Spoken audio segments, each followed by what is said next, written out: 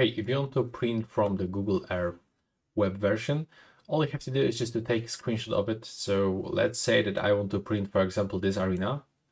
Now I will have to use this screenshot shortcut on my device. I'm using Windows 11 PC. So I have to click and hold Windows logo button, Shift, and the S button. Now I've got this information with the pop-up screenshot, and let's say that I want to select, for example, this arena. I'm starting from the left upper corner of this view. I'm clicking, holding, and then dragging, and there we go. Now I just simply capture this screenshot, and from this, when I click on it, I will be able to find my screenshot. I just actually captured the whole window, so let's do this one more time. If you have the same issue, you'll have to actually click right here and then pick this first option. So now you can manually select wherever you want, for example, up to this elementary school. There we go. Now it was saved.